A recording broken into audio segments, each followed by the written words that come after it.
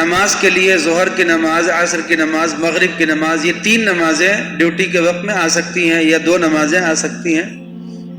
تو صبح میں اپنے نفس سے ایک شرط باندھ لیں کہ یہ 2 نمازیں کہاں پڑھو گے اور ان کو جماعت سے پڑھنا ہے، کیسے پڑھنا ہے، اس کی ارادہ کر لیں. دوسرے یہ کہ جب ہم ڈیوٹی پر جاتے ہیں تو خاص طور پر ہم سے کیا کیا گناہ ہوتے ہیں، دن بھر میں خاص طور پر کیا کیا گناہ ہوتے ہیں، تو اپنے نفس سے صبح ہی اس بات کا تذکرہ کریں کہ دیکھو یہ گناہ ہوتا ہے، یہ گناہ ہوتا ہے، یہ گناہ ہوتا ہے. ہم طے کرتے ہیں کہ ہم یہ گناہ نہیں کریں گے. اپنے نفس کے ساتھ ایک طے کریں صبح میں کہ ہم طے کرتے ہیں کہ ہم شام تک یہ غلطیاں نہیں کریں گے. اب اس میں وہ سارے گناہ 70 گناہ نہیں ہیں، جو غلطیاں روزانہ ہوتی ہیں خاص طور پر انہی کا تذکرہ ہو جائے، انہی کا حوالہ دے کر کے کہ یہ غلطیاں ہم نہیں کریں گے. نفس سے طے کر لیا اور نفس سے یہ کہا کہ دیکھو اگر غلطی کرو گے تو اس کی ہم جو سزا تجویز کریں گے وہ ماننی پڑے گی. نفس نے کہا ٹھیک ہے چلیے آپ کا کہنا مانتے ہیں، چلتے ہیں، اس لیے کہ اس کو سزا بھاری پڑنے والی ہے. تو ہم نے اس سے کہا کہ ہم سزا تجویز کریں گے، وہ ماننا پڑے گا تمہیں. پھر نفس نے کہا چلیے ٹھیک ہے کرتے ہیں. تو صبح میں کیا کیا؟ مشارطہ کیا. پھر دن بھر اپنے نفس کے ساتھ مراقبے میں رہے کہ ہم سے جو طے ہوا تھا نفس کے ساتھ وہ ہوا یا نہیں ہوا، وہ نیکیاں ہم نے کی یا نہیں کی، وہ گناہ ہم ان سے بچے کہ نہیں بچے. وہ ساری چیزیں دن بھر نوٹ کرتے رہے. جب شام ہوئی مغرب کی نماز کے بعد، اوابین کی نماز جب شروع کی ہم نے، تو اس میں ہم نے اپنا محاسبہ کیا، کہاں کہاں غلطی ہوئی اور کہاں کہاں ہم راستے پر رہے. اب جب نماز پڑھ لی ہم نے، اس کے بعد ہم نے اللہ کا شکر ادا کیا، یا اللہ آپ کا شکر ہے کہ میری نماز بھی جماعت سے مل گئی اور جو میں نے نیک کام کا ارادہ کیا تھا وہ سب کر لیا، اور جن برائیوں سے بچنے کا ارادہ کیا تھا ان سے میں بچ گیا. الحمدللہ، یا اللہ آپ کا شکر ہے، احسان ہے، اسی پر مجھے اگلے دن بھی قائم رکھیے اور آئندہ پوری زندگی اسی پر قائم رکھیے. اب یہ دعا کر لیں. ٹھیک، یہ ہو گیا محاسبہ، اپنا حساب کر لیا. کچھ غلطیاں ملی صبح سے شام تک، یہ غلطی ہوئی ہے، یہاں پر میں نے اس کو ڈانٹ دیا ہے بے وجہ، یہاں پر میں نے اس کے ساتھ یہ برتاؤ کیا، یہاں پر یہ کیا ہے، یہ مجھ سے آج مسٹیک ہو گئی ہے، آج غلطی ہو گئی. جو بھی اس نے دن بھر کا اپنا حساب کیا. اب نفس سے اپنے مخاطب ہو کر کے کہا کہ یہ غلطی تم نے کیوں کی؟ جو نیک کام کیے اس پہ تو شکر ادا کر لیا، الحمدللہ. اگر جی چاہے تو 2 رکعت شکرانے کی پڑھ بھی لیں. اور اگر اس نے کچھ غلطی کی ہے تو اب اپنے نفس سے پوچھیں کہ یہ تم نے کیوں کیا تھا، اس کے کرنے سے تمہیں کیا ملا، اگر یہ نہیں کرتے تو کیا چلا جاتا تمہارا. اپنا وہیں پہ حساب کریں، اس سے نفس سے سوال جواب ہو جائے. اور جب یہ سوال جواب ہو جائے تو پھر نفس سے کہیں کہ دیکھو آج تو کوئی سزا نہیں کر رہا ہے، اب غلطی کرو گے تو سزا کریں گے. اگلے دن پھر اس نے غلطی کی، کہا چلو ایک موقع اور دیتے ہیں، آج بھی کوئی سزا نہیں کرتے، بس توبہ کرتے ہیں، اللہ سے معافی مانگتے ہیں اور چھوڑ دیتے، تو کچھ نہیں کہتے. تیسرے دن اس نے پھر غلطی کی، تو اب اپنے نفس سے کہیں کہ اب آج تو کچھ سزا ہونی چاہیے، چلو 2 رکعت نماز اور پڑھو. چوتھے دن اس نے پھر غلطی کی، اچھا 2 رکعت سے کام نہیں چلا تمہارا، 4 پڑھو. پھر اس نے غلطی کی، 4 سے کام نہیں چلا، چلو 6 پڑھتے ہیں آج چلو 8 پڑھتے ہیں. 8 پڑھتے پڑھتے 9 رکعت 8 رکعت زائد پڑھتے نفس کی حالت خراب ہو جائے گی، اور وہ کہے گا کہ وہ غلطی ہی چھوڑ دینا آسان ہے، یہ زیادہ مصیبت کی بات ہے. تو نفس جو ہے وہ منع کرنے لگے گا. غلطی جیسے ہی ہونے لگے گی نفس خود ہی کہے گا کہ نہیں یہ مت کرو، ورنہ وہ رات میں 8 پڑھوائیں گے ہم سے، تو اس کو بہت تکلیف ہوتی ہے اس وقت میں، وہ 8 پڑھنا بھاری پڑ جاتا ہے. تو یہ اپنا علاج کرنا خود، جو بزرگوں نے سکھایا ہے کہ صبح میں مشارطہ کرو، دن بھر مراقبہ کرو، شام کو محاسبہ کرو، اور پھر اس کے بعد اس کا معاقبہ کرو، سزا دو. معاقبہ کے معنی سزا دینا ہے، اس کی سزا تجویز کرو. تو اب اگر کوئی آدمی ان چاروں باتوں کو پورا کرنے لگے تو چند دن تو مشقت میں گزریں گے، اس کے بہت نفس پر بوجھ پڑے گا، لیکن پھر اس کو عادت ہو جائے گی اور اس کی زندگی پاکیزہ ہو جائے گی۔ تو جتنے دن وہ مشقت کے گزرتے ہیں اسی کو کہتے ہیں مجاہدہ نا، کہتے ہیں یہ جو جتنے دن ہم نے اپنے نفس پر آرا چلا کر کے یہ کام کیا ہے، یہ ہم نے مجاہدہ کیا ہے، اپنے نفس سے جہاد کیا ہے، اس سے لڑائی کی ہے پوری، تب جا کر کے ہم نیک اعمال پر قادر ہوئے ہیں اور برے اعمال سے بچنے پر قادر ہوئے ہیں۔ تو جب کچھ دن آدمی مجاہدہ کرتا ہے پھر اللہ تعالیٰ اس کو اس مجاہدے پر نعمتیں دینے لگتے ہیں، اور وہ نعمتیں ہوتی ہیں مشاہدہ، یعنی پھر اس کو اللہ کی نعمتوں کا مشاہدہ ہونے لگتا ہے اور وہ دیکھتا ہے کہ آج مجھے یہ کامیابی ملی، کل یہ کامیابی ملی، پرسوں وہ کامیابی ملی۔ وہ دیکھتا ہے کہ میرے ہی جیسے کتنے لوگ پریشان ہیں اور میں ان سب پریشانیوں سے بچا ہوا ہوں، میرے جیسے لوگ فتنے میں پڑ رہے ہیں اور میں ان فتنوں سے بچا ہوا ہوں، میرے جیسے لوگ جیل میں جا رہے ہیں اور میں جیل میں جانے سے بچا ہوا ہوں۔ پھر وہ اللہ کی نعمتوں کا مشاہدہ کرنے لگتا ہے کہ مجھے اللہ نے ایک پاکیزہ زندگی دے دی ہے جو اللہ کو پسند ہے۔ آپ سمجھ گئے نا یہ پورا نظام؟ تو اواب کے معنی کیا ہوئے؟ اپنی غلطیوں کو یاد کر کے ان کی معافی مانگنا، یہ اواب۔ اور منیب کون ہوتا ہے؟ جو دل کو اللہ کے دربار میں حاضر رکھے اور خشوع کی کیفیت میں رہے، ہر وقت اپنی نگرانی رکھے کہ مجھ سے کوئی غلطی نہ ہو۔ ایسے ہی نگرانی رکھنے والے شخص کو قرآن پاک میں حفیظ کہا گیا ہے۔ حفیظ جیسے حافظ ہے نا، حافظ کے معنی کیا ہوتے ہیں؟ یاد کرنے والا۔ حفیظ کے معنی ہوتے ہیں جو ہر وقت یاد رکھتا ہو کہ میں ڈیوٹی پر ہوں۔ کون سی ڈیوٹی؟ اپنے ایمان والی ڈیوٹی، اسلام والی ڈیوٹی۔ حفیظ کہتے ہیں اس آدمی کو جو ہر وقت اللہ کا دھیان رکھے اور ہمیشہ اپنے آپ کو ڈیوٹی پہ سمجھے، تو اس کو کیا کہیں گے؟ حفیظ۔ اب آپ دیکھیں گے آج کے سبق میں کہ حفیظ کا بھی تذکرہ ہے اور اواب کا بھی تذکرہ ہے اور منیب کا بھی تذکرہ ہے۔ سب کا بیان آج کے سبق میں آنے والا ہے۔ اوابین تو میں نے آپ کو بتایا ہی کہ کتنے اچھے بندے اللہ کے۔ چلیے دیکھیے کیا ہو رہا ہے قیامت میں۔ ما یبدل القول لدی وما انا بظلام للعبید، جب قیامت میں یہ جھگڑا کریں گے، شیطان کہے گا کہ میں نے تو بہکایا نہیں، یہ خود ہی بہکا تھا، اور یہ بندہ کہے گا کہ اسی نے مجھے بہکایا تھا۔ تو اللہ تعالیٰ فرمائیں گے کہ یہاں جھگڑو نہیں، اب آج ہم تم کو اپنی وعید اور دھمکی پہلے بھیج چکے تھے، ڈرا چکے تھے پیغمبر کے ذریعے سے، اس لیے یہاں پر اس طرح کے فضول جھگڑے کام میں نہیں آنے والے ہیں کہ تم ان پر الزام لگاؤ، وہ تمہارے اوپر الزام لگائیں۔ ما یبدل القول لدی، جو بات اعمال نامے میں تمہاری دکھ رہی ہے اب اس میں کوئی تبدیلی نہیں ہو سکتی۔ جو ریکارڈ فرشتوں نے بنا دیا وہ ریکارڈ قیامت میں بندے کے ساتھ رہے گا۔ یہ ہم نے پہلے بھی بتایا تھا کہ اعمال نامے 3 طرح سے قیامت کے میدان میں دیے جائیں گے۔ کچھ اللہ کے بندے ایسے ہوں گے جن کو ان کا اعمال نامہ دائیں ہاتھ میں ملے گا، وہ جب حشر کے میدان میں کھڑے ہوں گے تو دائیں ہاتھ میں اپنا رجسٹر لے کر کے کھڑے ہوں گے۔ اور کچھ اللہ کے بندے ایسے ہوں گے جن کو ان کا اعمال نامہ ان کے بائیں ہاتھ میں ملے گا۔ یہ پہلے ہی علامت ہوگی کہ کون لوگ کہاں جانے والے ہیں۔ اور کچھ بندے ایسے ہوں گے کہ جن کو نہ دائیں ہاتھ میں ملے گا نہ بائیں ہاتھ میں ملے گا، ان کی پیٹھ پہ ایسے چشمہ کر دیا جائے گا، پیٹھ پہ ایسے چپکا دیا جائے گا۔ اس کا مطلب یہ ہے کہ ان سے حساب کتاب جو بھی ہوگا ان کا، بس صرف وہ برائے نام ہونا ہے، یہ سیدھے جہنم میں جائیں گے۔ تو اب 3 طرح کے لوگ ہو گئے۔ ایک وہ لوگ ہیں جن کو دائیں ہاتھ میں ملا ہے، یہ سیدھے جنت میں جائیں گے، ان سے حساب کتاب تو ہوگا مگر ان کا اعمال نامہ اتنا صاف ہے، ان کی کتاب اتنی بڑھیا ہے کہ اب ان کا طے ہو چکا ہے جنت میں جانا بالکل بغیر کسی رکاوٹ کے، تو وہ بغیر کسی رکاوٹ کے جنت میں چلے جائیں گے، سارے اعمال سے گزر کر کے چلے جائیں گے جنت میں۔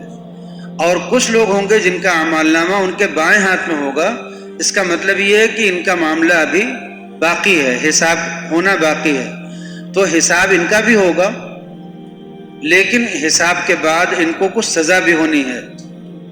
کسی کو تھوڑی، کسی کو زیادہ، لیکن ان کو اپنے اعمال کا حساب دے کر کے اس کی سزا، بدعمالیوں کی سزا بھگت کر کے پھر جنت میں داخلہ ملنے والا ہے۔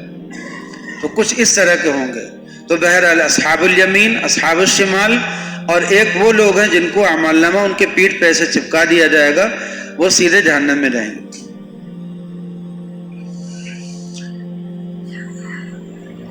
یوم نقول لجہنم، جس دن ہم جہنم سے کہیں گے حل امتلاتی، تم بھر گئی ہو، تم بھر چکی ہو، اور اس کا جواب یہ ہوگا کہ ابھی کچھ اور ہے۔ مطلب یہ کہ جتنا آپ دیتے جائیں انسان اور جنات مجھے، بھرتے جائیں، ڈالتے جائیں میرے اندر، تو وہ سب کافی ہو جائیں گے، مطلب سب آ جائیں گے اور میرا پیٹ ابھی بھرے گا نہیں۔ جہنم بھوکی رہے گی یہاں تک کہ جب سارے انسان اور سارے جنات اس میں ڈال دیے جائیں گے، جن لوگوں کو جہاں جہاں بھیجنا ہے۔ تو اس کے بعد کچھ لوگ پوچھتے ہیں نا کہ جنات جو آگ سے بنے ہیں ان کو جہنم میں کیسے ڈالا جائے گا؟ تو ان کی تفصیلات تو روایات میں نہیں آئی ہیں، اس لیے ایک اندازے کا جو جواب ہوتا ہے علماء کی طرف سے، وہ جواب یہ ہوتا ہے کہ دیکھو، آگ کو بھی آگ سزا دے سکتی ہے اگر اس سے زیادہ طاقتور ہو، اس لیے یہ سوچنا کہ جنات کو سزا کیسے ہوگی یہ غلط ہے۔ ٹھیک، آگ سے کیسے سزا ہوگی؟ آگ کو بھی آگ سزا دے سکتی ہے اگر اس سے زیادہ طاقتور ہو، لیکن یہ بھی ہو سکتا ہے کہ اس جناتوں کے لیے اسی جہنم میں کوئی طبقہ ایسا ہو جہاں پر ان کو ٹھنڈک سے سزا دی جائے۔ قرآن پاک میں اللہ تعالیٰ نے دو طبقوں کا ذکر کیا ہے، ایک بہت ہی گرم اور ایک بہت ہی ٹھنڈا۔ ایک کو زمہریر کہتے ہیں اور ایک کو شمس اللہ نے کہا ہے۔ ایک کو کہا ہے شمس، سورج، جو بہت ہی گرم ہے، اور ایک کو اللہ نے کہا ہے زمہریر، جو بہت ہی ٹھنڈا ہے۔ تو اب اس کو آپ آج کل کی زبان میں، جس کو آج کل کے سائنٹسٹ بولتے ہیں نا، کہتے ہیں کہ کچھ سیارے تو وہ ہیں جو ہمیں دکھتے ہیں، وہ تو گرم ہیں، اور کچھ سیارے ایسے ہیں جو دکھتے نہیں، جو بلیک ہولز کہلاتے ہیں، جو ہمیں دکھتے نہیں ہیں، وہ بہت ہی ٹھنڈے ہوتے ہیں۔ تو اس میں بھی کوئی چیز چلی جاتی ہے تو غائب ہو جاتی، پھر واپس نہیں آتی بلیک ہولز میں۔ تو اب آپ دیکھیے کہ قیامت، اللہ تعالیٰ نے دو طبقوں کا ذکر کیا ہے کہ ہمارے پاس دو طبقے ہیں، ایک زمہریر ہے اور ایک شمس ہے۔ شمس انتہائی گرم اور زمہریر انتہائی سرد۔ ایک سردی کا مرکز ہے اور ایک گرمی کا مرکز ہے۔ کچھ لوگوں کو یہ سب باتیں سننے کے بعد، وہ چونکہ ان کو ہر چیز جو نظر آتی ہے وہی مانتے ہیں، تو ان کے دماغ میں یہ ہوتا ہے کہ شاید یہ سورج ہی جہنم ہو۔ ایسے سوچتے ہیں کہ شاید یہ سورج ہی جہنم ہو اور شاید وہ زمہریری جنت ہو یا اس کا الٹا ہو، لیکن یہ سب غلط ہے۔ جو مادے ہمیں اپنی آنکھوں سے نظر آتے ہیں، جن کو ہم محسوس کر سکتے ہیں، دیکھ سکتے ہیں، چھو سکتے ہیں، یہ نہ جنت ہے نہ جہنم ہے۔ جنت اور جہنم اللہ نے بندوں کی نگاہوں سے چھپا دی ہے، اور یہ اس وقت تک نہیں ان کو نظر آ سکتی جب تک کہ بندے اس دنیا کے پردے سے نکل کر کے اگلی دنیا میں نہ داخل ہو جائیں۔ اس لیے یہ سوچنا کہ یہی سورج جہنم ہوگا، یہی جو ہے زمہریر جو ہے وہ کچھ جناتوں کے لیے جہنم ہو سکتا ہے، ایسا غلط ہے۔ یہ دو مرکز ہیں، ایک زمہریر ہے جو سردی کا مرکز ہے، اور ایک شمس ہے جو حرارت کا مرکز ہے۔ اور یہ حرارت اور برودت، یہ دونوں اس دنیا کے لیے بہت ضروری ہیں، دونوں اس دنیا کے لیے بہت ضروری ہیں، لیکن توازن کے ساتھ۔ توازن کا مطلب بیلنس کے ساتھ۔ اگر بیلنس بگڑ جائے کہیں کا اور سردی زیادہ ہو جائے تو انسان ختم ہو جائیں گے، سارے حیوان ختم ہو جائیں گے، یا اگر گرمی بڑھ جائے تو توازن ختم ہو جائے، گرمی زیادہ ہو جائے تو کیا ہوگا؟ انسان اور جانور جتنے ہیں سب ختم ہو جائیں گے۔ آپ نے سنا ہی ہوگا آج کل سائنٹسٹ کیا کہتے ہیں؟ کہتے ہیں کہ روز بروز درجہ حرارت بڑھتا چلا جا رہا، ٹمپریچر بڑھ رہا۔ تو یہ ٹمپریچر بڑھتے بڑھتے ان کا اندازہ یہ ہے کہ کچھ سالوں میں ایسا ہو سکتا ہے کہ جو خط استوا پر جتنے لوگ رہتے ہیں جغرافیائی اعتبار سے جتنے ممالک خط استوا پر ہیں، جیسے یہ افریقہ وغیرہ کے ممالک جو ہیں جو ابھی بہت گرم ہوتے ہیں نا، تو ان ملکوں کے بارے میں ان کا اندازہ یہ ہے کہ یہ سب ختم ہو چکے ہوں گے، یہ سارے ملک کچھ سالوں میں، اس لیے کہ گرمی اتنی زیادہ بڑھ چکی ہوگی کہ کوئی جاندار وہاں پر سانس نہیں لے سکے گا، زندہ نہیں رہ سکے گا۔ ابھی بھی بعض ملکوں میں اس گرمی کے زمانے میں، اسی گرمی میں بعض ملک ایسے ہیں جہاں پر پانی اتنا کم ہو گیا، ختم ہو گیا بالکل، کہ وہاں پر باہر سے دوسرے علاقوں سے ٹینکروں کے ذریعے سے پانی پہنچایا جا رہا۔ آپ کے راجستھان ہی میں کئی گاؤں ایسے ہوتے ہیں جہاں پر پانی بالکل نہیں ہوتا، تو دور دراز جا کر کے وہاں سے پانی لے کر کے آتے ہیں، تب اپنی زندگی گزارتے ہیں۔ تو خیر بہت سے ملک ایسے ہوں گے جہاں پر حرارت اتنی بڑھ جائے گی کہ وہاں پر جاندار زندگی نہیں گزار سکیں گے، تو یہ لوگ سفر کر کے چلے جائیں گے ایسے ملکوں میں جہاں پر ٹھنڈک ہوگی، توازن ہوگا۔ بہت زیادہ ٹھنڈک بھی جان کے لیے مضر ہے، بہت زیادہ گرمی بھی جان کے لیے مضر ہے، توازن کے ساتھ انسان قائم رہتا ہے۔ تو یہ جو ہم جس ملک میں رہتے ہیں، یہ ممالک معتدل موسم والے کہلاتے ہیں۔ جس ملک میں ہم رہتے ہیں اور ہمارے ارد گرد کے جو ایشیائی ممالک ہیں، یہ سب کیا ہیں؟ معتدل موسم والے ممالک کہلاتے ہیں، اسی لیے انسانوں کی تعداد ان ملکوں میں بہت زیادہ ہے، اس لیے کہ اس میں انسانوں کی جان زیادہ محفوظ رہتی ہے ان ملکوں میں۔ خیر، تو نقول لجہنم، جہنم سے اللہ تعالیٰ پوچھیں گے بھر گئی، اور وہ جواب میں کیا کہے گی؟ اور کچھ ہے؟ مطلب یہ ہے کہ سارے انسان اور سارے جنات بھر دینے کے بعد بھی، جتنے جہنم میں جانے والے ہوں گے ان کو بھر دینے کے بعد بھی جہنم کا کوئی ایک گوشہ بھی نہیں بھرے گا، اور وہ خالی رہے گی، اور سوال کرے گی کہ اور کچھ ہو تو دیجئے۔ تو اللہ تعالیٰ کیا کریں گے؟ اپنا پاؤں اس میں رکھ دیں گے۔ حدیث میں آتا ہے کہ اللہ تعالیٰ اس میں اپنا پاؤں ڈال دیں گے، جس کی وجہ سے وہ بالکل بھر جائے گی، اڑس جائے گی، اور وہ چلائے گی قط قط قط، اس طرح کی آواز اس کے منہ سے آئے گی کہ بس کیجئے بس کیجئے بس کیجئے، یہ آواز آئے گی۔ اب یہ پاؤں اللہ تعالیٰ کس طرح اس میں رکھیں گے، اس کی کیا کیفیت ہوگی، یہ نبی کریم صلی اللہ علیہ وسلم نے بتائی نہیں ہے۔ مراد یہ ہے کہ اللہ کا حکم اس میں جائے گا، اور وہ اللہ کے حکم سے سمٹ جائے گی، اور اس کو لگے گا کہ وہ بھر گئی ہے، اس لیے وہ چلائے گی کہ بس اب ہو گیا ہمارا کام۔ چلیے، وَأُزْلِفَتِ الْجَنَّةُ لِلْمُتَّقِينَ غَيْرَ بَعِيدٍ، اور جنت قریب کر دی جائے گی متقیوں کے لیے، وہ ان سے دور نہیں رہے گی۔ هَذَا مَا تُوعَدُونَ لِكُلِّ أَوَّابٍ حَفِيظٍ، اور کہا جائے گا کہ یہ ہے وہ چیز جس کا تم سے وعدہ کیا گیا تھا، کہ ہر اس شخص کے لیے ہے جو اللہ سے خوب لو لگائے ہوئے ہو۔ جنت کس کو ملے گی؟ لِكُلِّ أَوَّابٍ، ہر اس شخص کو ملے گی جو اواب ہو۔ اواب کے معنی کیا ہیں؟ اس میں ترجمہ کیا ہے جو اللہ سے خوب لو لگائے ہوئے ہو، اور حفیظ ہے، حفیظ کا ترجمہ کیا ہے اور اپنی نگرانی رکھنے والا ہو۔ لیکن ہم نے آپ کو بتایا کہ اواب کی کیا تشریح ہے۔ اواب کے معنی ہے جیسے کوئی بندہ، کوئی بچہ گھر سے باہر بھاگ جائے، نکل جائے، اور پھر اس کے بعد واپس آ جائے، تو جب وہ واپسی کرتا ہے تو اس کو کیا کہتے ہیں؟ اواب کہتے ہیں۔ تو جب کوئی بندہ اللہ کی طرف واپسی کرے، اسی کو کہتے ہیں اواب۔ اور واپسی کرتا کیسے ہے؟ کوئی بھی بندہ مثال کے طور پر ہم مسجد میں بھی بیٹھے ہوں لیکن کوئی گناہ کر کے آئے ہیں، تو ابھی ہماری واپسی تھوڑی ہوئی ہے۔ جب توبہ کریں گے تو واپسی ہوگی، اور وہ توبہ اگر ہم مسجد کے باہر بھی کر لیتے تو واپسی ہو جاتی۔ وہی غلطی ہم نے کی ہے، ہم کہیں بھی ہوں، بازار میں ہوں، اور وہیں ہم سے غلطی ہوئی ہے اور ہم نے وہیں پہ توبہ کر لی ہے تو ہم اواب ہو گئے۔ لیکن اگر ہم نے غلطی کی توبہ وہاں نہیں کی اور مسجد تک آ گئے تو ابھی مسجد میں آنے کے بعد بھی اواب کہاں ہوئے؟ اواب بنتا ہے بندہ توبہ کرنے سے، معافی مانگنے سے۔ اسی لیے ہم نے بتایا کہ جو بندہ اپنی غلطیوں کو یاد کرے اور معافی مانگے، اسی کو کیا کہتے ہیں؟ اواب کہتے ہیں۔ علماء نے لکھا ہے کہ اواب وہ بندہ ہوتا ہے جو ہر لمحہ اپنی غلطیوں کی تلافی کرے، یعنی معافی مانگے، اور جن غلطیوں کی معافی نہیں ہوتی جب تک کہ اس کی تلافی نہ ہو جائے تو ان غلطیوں کی تلافی بھی کرے۔ جیسے کسی کی غیبت کر لی ہو، تو اب جب تک اس اس چیز کی تلافی نہیں ہوگی، اس کی معافی نہیں ہوگی۔ تلافی کیسے ہوتی ہے؟ اگر کسی کی غیبت ہو گئی ہو تو اس کی تلافی کیسے ہوتی ہے؟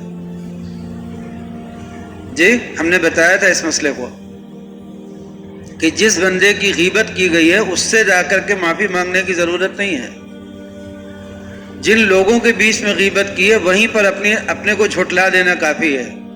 یہ کہہ دینا کہ میں نے اس آدمی کے بارے میں جو کچھ کہا غلط کہا، اس مسلمان کے بارے میں جن لوگوں کے بیچ میں غلطی کی ہے انہی لوگوں کے بیچ میں اپنے کو جھٹلا دینا، یہی غیبت کا علاج ہے۔ اور اس بندے سے اجمالی معافی مانگے کہ میں نے جو کچھ آپ کے حق میں کوتاہی کی ہو میں اس کی معافی مانگتا ہوں، بس۔ یہ نہ بتائیں کہ میں نے آپ کی غیبت کیا کی تھی، کن لوگوں کے سامنے کی تھی، یہ کوئی تذکرہ کرنا سمجھداری کی بات نہیں ہے۔ اگر کوئی آدمی یہ کرے گا تو یہ بیوقوفی کی بات ہوگی۔ یہ ایسا ہی ہے کہ جیسے میں نے کسی کو تیر کا نشانہ لگایا، وہ تیر اس کو پہنچا نہیں، اس کو جا کر کے لگا نہیں، لیکن میں نے سوچا کہ اس سے معافی مانگنی چاہیے، تو میں نے سوچا کہ معافی کیسے مانگوں، جب تک تیر اس کو لگاؤں نہیں معافی کیسے مانگوں؟ تو تیر لے کر کے راستے میں سے اٹھایا، جا کر کے اس کو کوچ دیا، پھر کہا کہ میں نے یہ تیر تمہارے لیے چلایا تھا، اب اس کی معافی دے دو۔ تو یہ بیوقوفی ہے کہ نہیں ہے؟ ایسے ہی اگر کسی نے کسی مسلمان کی غیبت کی ہو تو اپنی وہ غیبت جا کر کے اس کو بتانا کہ میں نے یہ غیبت کی تھی، یہ وہی تیر کوچنے والا کام ہے۔ اس لیے کبھی بھی یہ غلطی نہیں کرنا چاہیے۔ کیا کرنا چاہیے؟ جن لوگوں کے بیچ میں غیبت کی ہے انہی کے بیچ میں اپنی غلطی ظاہر کر دو کہ ہم سے غلطی ہوئی، اور اس آدمی سے کیا کرو؟ اس آدمی سے معافی مانگ لو اجمالی طور پر، یعنی وضاحت مت کرو کہ کیا کیا، بس یہ کہو کہ اگر کوئی غلطی ہوئی ہے تو میں آپ سے معافی مانگتا ہوں۔ یہ ٹھیک ہے نا؟ سمجھ میں آ گیا؟ چلیے، تو اب اواب کے معنی کیا ہوئے؟ غلطیوں کی تلافی کرنے والا، اپنی غلطیوں پر نظر رکھنا اور تلافی کرتے رہنا۔ حفیظ کہتے ہیں جو اپنی مسلسل نگرانی کرتا رہے، حفیظ جو ہر وقت نگرانی کرتا رہے کہ ہم سے کون سے نیک کام ہوتے ہیں اور کون سے برے کام ہوتے ہیں۔ اب اللہ تعالیٰ نے کیا فرمایا کہ اور جنت قریب کر دی گئی ہے تقوی والوں کے لیے، ان سے دور نہیں رہے گی۔ یہ کون لوگ ہیں؟ یہ وہی بات ہوگی جس کا وعدہ کیا جاتا تھا، یعنی جنت جو ہے وہی اسی کا وعدہ ہوتا تھا ہر اس شخص سے جو بہت زیادہ اللہ کی طرف رجوع کرنے والا ہے اور اپنی نگرانی رکھنے والا ہے۔ من خشی الرحمن بالغیب، جو رحمان سے ڈرتا ہے بغیر اس کو دیکھے ہوئے، رحمان کو دیکھا نہیں ہے مگر اس سے ڈرتا ہے۔ اس میں جو ایک لفظ ہے ڈرنا، خشیت کا لفظ آیا ہے، یہ لفظ بھی مجھے سمجھانا چاہیے۔ ایک ہوتا ہے اردو میں ڈر، اردو کا ڈر بہت سے معنوں میں بولا جاتا ہے۔ اردو کا ڈر جو ہے جیسے سانپ سے ڈر، بچھو کا ڈر، بیماری کا ڈر، سب ڈر ہی ڈر آتا ہے نا۔ لیکن عربی میں ڈر کے لیے الگ الگ لفظ ہے۔ ایک ڈر ہے جس کا مفہوم ہوتا ہے جیسے سانپ اور بچھو والا ڈر، جس کو کہیے جانوروں سے جو ڈر لگتا ہے، اس کو عربی میں کہتے ہیں خوف، دشمن کا ڈر، اس کو عربی میں کیا کہتے ہیں؟ خوف کہتے ہیں۔ اور ایک ڈر ہوتا ہے جو ہمیں اپنے استاد سے یا باپ سے یا پیر سے لگتا ہے۔ یہ ڈر کون سا ہوتا ہے؟ اس کو کہتے ہیں خشیت۔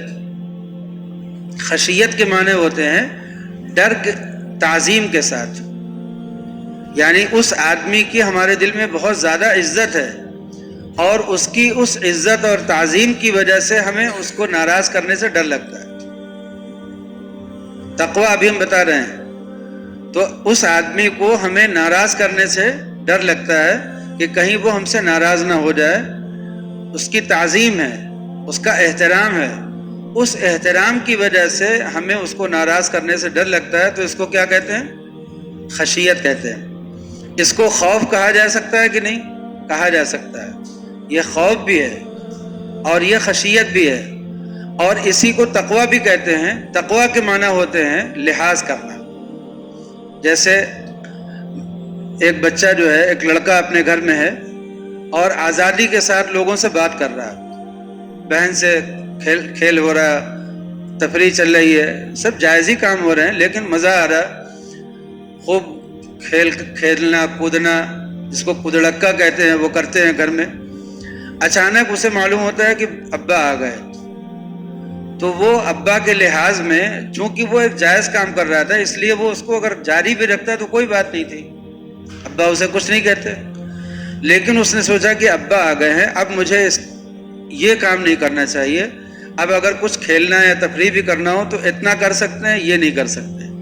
تو ابا کا جو لحاظ اس کے دل میں ہے، ادب ہے نا، یہ جو ادب اور لحاظ پیدا ہوا ہے اسی کو تقویٰ کہتے ہیں.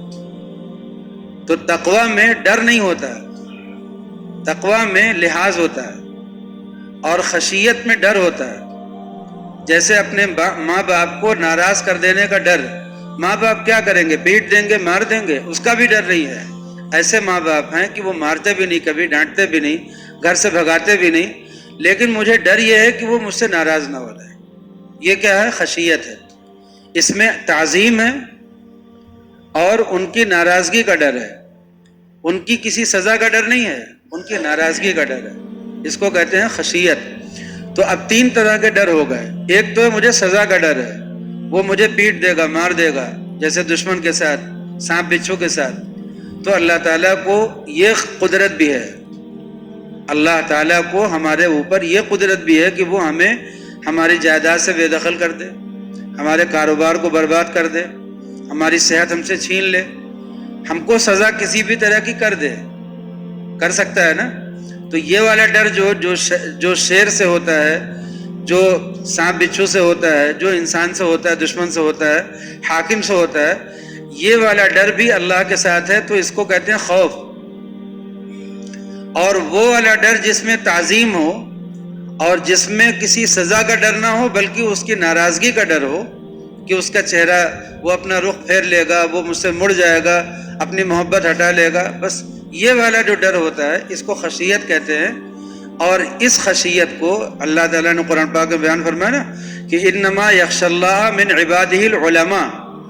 اللہ سے یہ والا جو ڈر ہوتا ہے وہی لوگ کر پاتے ہیں جو اللہ کی معرفت رکھتے ہیں. اس لیے کہ جو عام لوگ ہوتے ہیں وہ تو وہ والا ڈر لگتا ہے، کہیں کاروبار میں گھاٹا نہ لگا دے، کہیں یہ چیز نہ چھین لے، کہیں وہ نہ چھین لے. یہ والا ڈر جو ہوتا ہے عام بندوں کو ہوتا ہے. اور جو اللہ کی معرفت رکھتے ہیں وہ اس ڈر سے اوپر والا جو ڈر ہوتا ہے جس کے اندر تعظیم ہو اور اس کی ناراضگی کا ڈر ہو، اس کی سزا کا ڈر پیچھے ہو. جہنم تو بعد میں ہے، پہلے جو ہے وہ اس کی ناراضگی. نبی کریم صلی اللہ علیہ وسلم نے ایک دعا سکھائی، آپ نے دعا سکھائی اللہم انی اسألک رضاک والجنہ.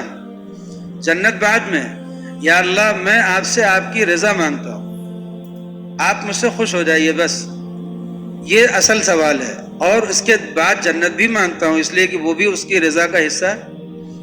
تو جنت سے انکار نہیں ہے، اس سے بے نیازی نہیں ہے، لیکن اصل جو سوال ہے وہ رضا کا سوال ہے. یا اللہ آپ سے آپ کی رضا. وَأَعُوذُ بِكَ مِن سَخَطِكَ وَالنَّارِ. اور میں پناہ مانگتا ہوں آپ سے آپ کے غصے سے، آپ ناراض مت ہوئیے مجھ سے. والنار، اور جہنم سے. جہنم سے بھی پناہ، اس لیے کہ وہ تو ناراضگی کا ایک بہت بڑا نمونہ ہوگا. جہنم سے بھی پناہ مانگتا ہوں، لیکن جہنم سے زیادہ بڑھ کر کے جو میرے لیے مصیبت کی بات ہے وہ کیا ہے؟ آپ کی ناراضگی. وہ نہیں برداشت کے اندر ہے. تو جو مومن بندے اللہ کی معرفت رکھتے ہیں وہ اللہ سے جب سوال کرتے ہیں تو کس بات کا؟ رضا کا. اور جب پناہ مانگتے ہیں تو ناراضگی سے. تو آپ نے دیکھا کہ 2 طرح کے ڈر ہو گئے نا. ایک ڈر ہے جو ظاہری طور پہ پیش آتا ہے، ایک ڈر ہے جو باطنی طور پہ پیش آتا ہے. جو باطنی ڈر ہوتا ہے اس کو کیا کہتے ہیں؟ خشیت کہتے ہیں. اور تقویٰ جو ہے وہ ان دونوں کے لیے بولا جاتا ہے.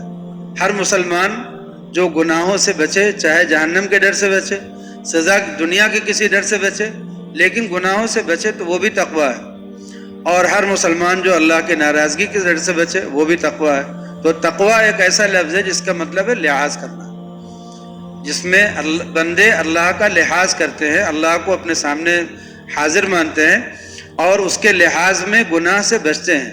تو اس میں تو اس کا ایک بہت اعلیٰ درجہ ہوتا ہے کہ ان کو ناراضگی سے بھی اوپر آگے بڑھ کر کے اللہ کی جو توجہ خاص ہمیں حاصل ہے اس توجہ خاص سے محرومی نہ ہو جائے. اللہ کی جو توجہ خاص حاصل ہے اس توجہ خاص سے محرومی نہ ہو جائے. اس کا بھی ڈر ہوتا ہے. انبیاء کو جو ڈر ہوتا ہے وہ یہی والا ہوتا ہے. تو ایک خشیت کا مقام وہ بھی ہے، تقویٰ کا ایک مقام وہ بھی ہے. تقویٰ اس کو بھی بولتے ہیں، خشیت کے مراحل کو، اور خوف جو ہوتا ہے اس کو بھی تقویٰ بولتے ہیں. اور یہ جو ایک اعلیٰ درجہ ہوتا ہے، دیکھیے اللہ تعالیٰ نے قرآن پاک میں کئی جگہوں پر ایسے کہہ دیا کہ ان اللہ لا يحب الفلاں، کہ فلاں کو اللہ تعالیٰ پسند نہیں کرتے. اب بس اتنا جملہ کہہ دینا بہت سے اللہ کے بندوں کے لیے کافی ہو گیا کہ بس اللہ اس کو پسند نہیں کرتا تو یہ کام ہمیں نہیں کرنا ہے. وہ اس پر کوئی سزا دے گا یا نہیں دے گا، وہ اس پر جنت کا کوئی معاملہ ہوگا یا نہیں، وہ سب باتیں ایک دم نظروں سے اوجھل ہیں. صرف یہ بات اللہ کو پسند ہے، مجھے کرنا ہے، جو نہیں پسند ہے نہیں کرنا ہے. تو اس درجے پر آ جانا وہ ایک اعلیٰ درجہ ہوتا ہے، ایک اعلیٰ مقام ہوتا ہے. اور اللہ کے بہت سے بندے اس مقام تک بھی پہنچ جاتے ہیں کہ جس میں اللہ کی جو جنتیں ہیں، اللہ کی جو جنت ہے اور جو اللہ کی جہنم ہے، ان دونوں سے کا تذکرہ ان کی زبان پر نہیں رہ جاتا. ان کو صرف تذکرہ نہیں رہ جاتا، یہ نہیں کہ بے نیازی ہو جاتی ہے. اسی لیے ایک بزرگ تھے، ان کے مریدین بیٹھے ہوئے بات کر رہے تھے جنت کی اور جہنم کی، کہ جنت میں ایسے ہوگا، یہ ملے گا، وہ ملے گا. جہنم کی بات کر رہے تھے کہ یہ اس گناہ سے یا اس غلطی سے یہ ملتا ہے. تو ان بزرگ نے یہی فرمایا، ان بزرگ نے فرمایا کہ دیکھو جنت اور جہنم بھی تو اللہ کی مخلوق ہے. تو تم مخلوق کی وجہ سے کوئی عمل کرتے ہو یا خالق کی وجہ سے کرتے ہو؟ انہوں نے کہا کہ اس مقام تک پہنچنے کی کوشش کرو. حالانکہ اگر کوئی مسلمان جنت کے لیے کوشش کرے، جہنم سے بچنے کی کوشش کرے، تو یہ بھی ایک درجے کا تقویٰ ہے، اور ایسا مسلمان بھی متقی ہے. لیکن ایک تقویٰ وہ ہے اس سے اعلیٰ درجے کا کہ آدمی جنت اور جہنم کو بھی یہ سمجھے کہ یہ بھی تو اللہ کی ایک مخلوق ہے. تو مخلوق کی طلب میں اللہ کو خوش کرنا یا اللہ کو ناراض کرنے سے بچنا، یہ مخلوق کے لیے ہو گیا، کیوں نہ اس کو خالق کے لیے کیا جائے. تو اب خالق کو پانے کے لیے اور خالقی میں بالکل گم ہو جانا، اسی کو کہتے ہیں وحدت الوجود، کہ بالکل انسان تمام مخلوق سے اپنی توجہ ہٹا لے اور ایک ذات واجب الوجود کے پیچھے کے اپنے کو سامنے نظر میں رکھے، اور اس کے علاوہ اسے کچھ بھی نہ نظر آئے. نہ اسے جنت نظر آئے، نہ اسے جہنم نظر آئے، نہ اسے فرشتے نظر آئے، نہ اسے کوئی مخلوق نظر آئے. وہ صرف اور صرف ایک ذات واجب الوجود میں گم ہو جائے. اسی کو کیا کہتے ہیں؟ وحدت الوجود کہتے ہیں. تو یہ وحدت الوجود ایک بہت اعلیٰ درجے کا مقام ہے، بہت اونچی کیفیت ہے. لیکن چونکہ عام لوگ اس مقام تک نہیں پہنچ پاتے اور اس کو سمجھ نہیں پاتے اور اس کے تقاضے پورے نہیں کر پاتے، اس لیے بزرگوں نے کہا کہ وحدت الوجود اور وحدت الشہود کی بحث بعد میں پڑھنا، پہلے جو ہے وہ اس راستے پہ چلو. تو اسی میں کچھ لوگ بھٹک گئے. انہوں نے کہا کہ اب ہم کو جب ذات واجب الوجود نظر آنے لگی تو جو اس کے احکام ہیں وہ بھی ہٹ گئے ہم سے. جب ہم کو جنت کی طلب ہی نہیں رہ گئی، جب ہم کو جہنم سے بچنے کا ڈر ہی نہیں رہ گیا، تو جو احکام تھے وہ اسی کے لیے تھے، جنت کے لیے، جہنم کے لیے. تو اب ہم احکام بھی کیا کریں گے؟ تو انہوں نے شریعت ہی چھوڑ دی. شریعت چھوڑ دی، پھر اس کے بعد گناہ کرنے